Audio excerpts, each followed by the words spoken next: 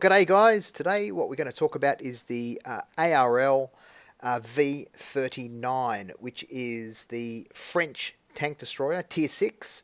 And this is a tank I have absolutely fallen in love with. And it seems to be a common thread in my videos. I tend to do videos of tanks I really like.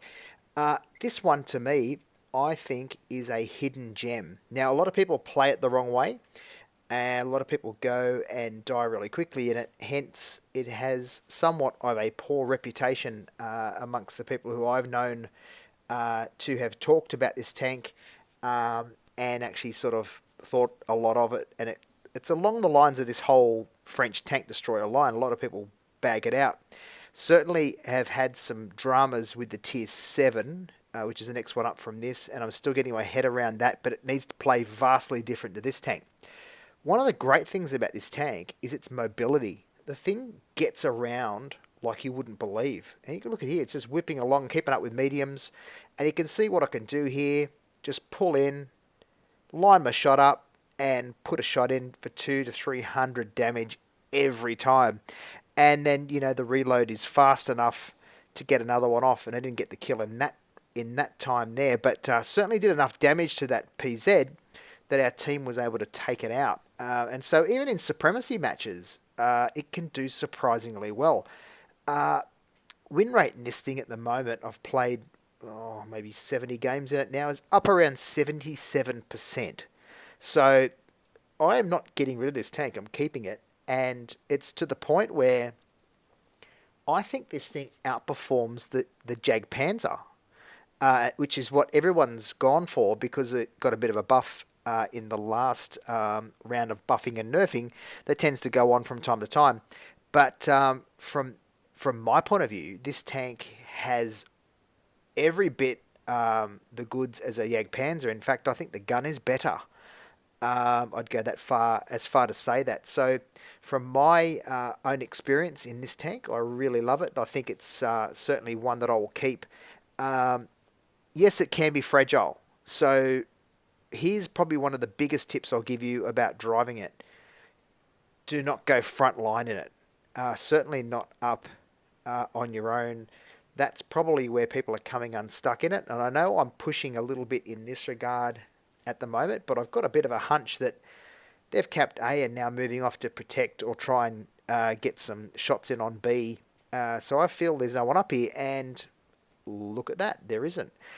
So again, a bit of map knowledge helps me sort of understand where things are at. So my first priority is to cap actually C, which gets it back from them, and as you can see, sorry, A, and as you can see, they're capping C back, which is important. And that's one of the things with supremacy you've got to always remember. Even though you might have an advantage on how many tanks have been killed, always try to ensure that your caps are being reset, because you never want to leave it to chance. And the biggest thing that upsets most people is you've killed all the tanks except for one, and then you lose based on points. So don't do that.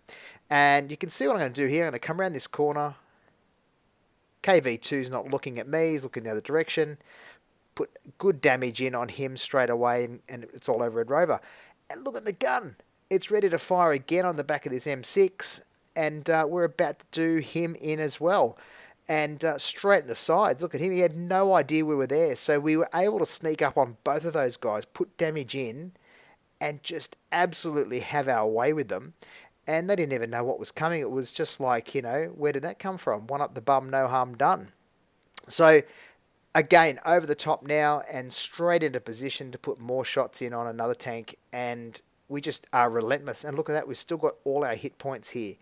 And yeah, our team's done a bit of a, you know, look at that shot there. Just absolutely creamed him. And that's what this thing does. It just absolutely annihilates them. So let's have a real quick look at that game. We did 1,300 damage out of a Tier 6. That's actually not too bad. 2 kills. We supported the team, and we did a lot to get that game won for us, which is really good. So having a look at the tank, it's quite sleek, and you know, you can see it's got a good slope on the front. It's very vulnerable to getting tracked. But look, I run the 105mm gun. The reason being is it's got better pen, it's got better armor piercing and does better damage. It has slightly worse reload though than the 90mm. Has obviously the rate of fire is higher, but still, that extra grunt that the bigger gun, the 105's got, is what really does it for me. So I think in a tank destroyer, it needs to have a good gun. There's not much point having a pea shooter and calling yourself a tank destroyer, although the AT2 does that pretty effectively. But this tank, no, it's got a good gun on it, and it's pretty effective like that. So if you have a good look at the tank, it's got a lot of tracks around the outside, very vulnerable to getting tracked like that. In terms of the equipment, I run the gun rammer. I also run the improved modules, optics, of course, and the engine accelerator. The reason I run engine accelerator is obviously you want this thing to get up and go, and also with non-turreted TDs, always run the engine accelerator because that allows you to swing the whole tank around and get that moving. And as you can see, I haven't even unlocked any other module yet, but I certainly will be spending spare parts on this because I am keeping it. And don't share this with Wargaming because they will most likely want to nerf it. I'm joking. That's what always happens. You find a tank you love and do well in, next thing they nerf it and it's out the door, like the VK2801. But let's not go there. I'll be opening up a few wounds on a number of people watching this video, so we don't want to do that. Now, Winter Malinovka. This is a very old map, and it's a supremacy game. So what we're going to do here, we're going to push right up to the windmill, and I figured, given the way that the team was looking, that they would go down to A, and they have done that. But a lot of their guys are just milling around, sort of caught in between A and B. And what I'm going to do is I'm just going to line myself up here next to the windmill and wait for opportunities. You notice I'm not at the front. Now you might say, oh, you're sniping. It's a sniping tank. I tell you what, it snipes really well when you play it like this. It's a support tank. Really, TDs are support tanks. They're designed to do damage, designed to get kills, and they're designed to intimidate. Certainly that's something that the KV2 does very well. It intimidates. So does the SU-100Y, which got a decent buff the last round of buffing and nerfing. But you see what I'm doing here? I've got to always obviously line up my turret and get settled. And I'm looking to get my reticle, which is the circle, the green circle in the middle there, lined up ready for an opportunity here. And I'm patient. This is the big thing with tank destroyers. Be patient. If you're getting frustrated that nothing's happening and you've got to rush right in there and start and try and be a bit of a bully, that's when they just tear you to pieces. So I think probably patience has been one of my biggest virtues in playing tank destroyers, and certainly ones without a turret. And you can see that gun there, I wasn't even fully aimed in on him, and I put great damage, set him on fire, which is always a good thing. And, just put enough doubt in his mind. And I'm actually going to push up here because I can see our team is kind of a little bit under the pump and I need to start doing damage. So when I pop up here, I see there's an SU-100 who's not focused on me at all. And have a look at this.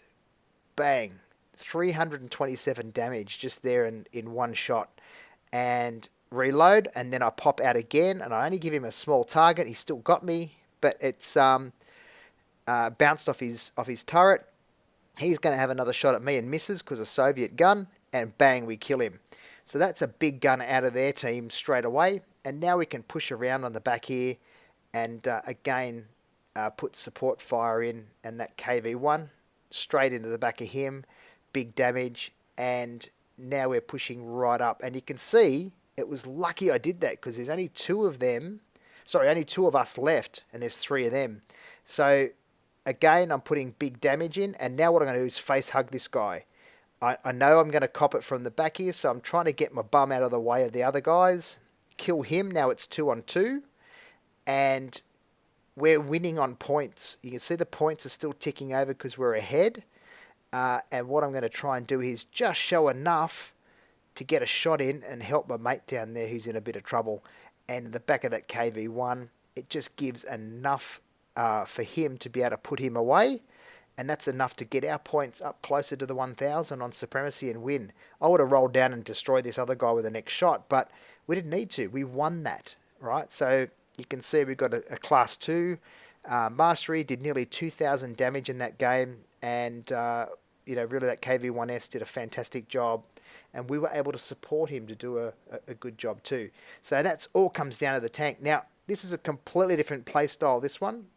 I'm going to be a lot more aggressive in it. And I wanted to show you this because of the absolute firepower that this thing has and what it can do to a team.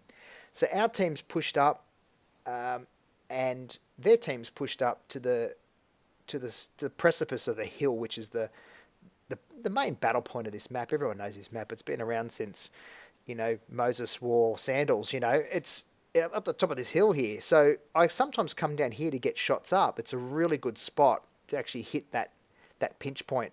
But they've not pushed right up. You can see on the map there, there's one guy in front of me here who's taken this spot, and he's doing a good job of spotting up. But I really want to try and come back in across them and get behind this rock, which is shielding me from the big guns at the top there.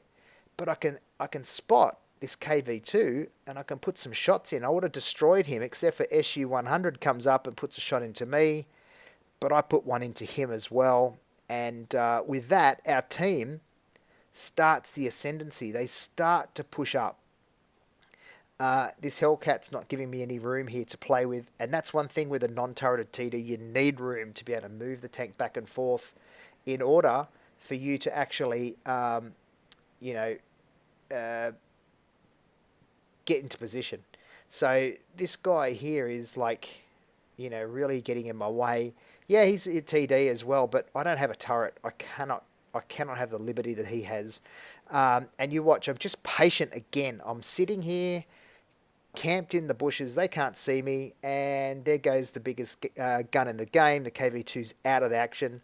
Our boys now have a little bit more confidence to push up further at the pinch point there at the top of the hill, and they've done a really good job of holding that line, and that's just kept them distracted enough for us to put some shots in.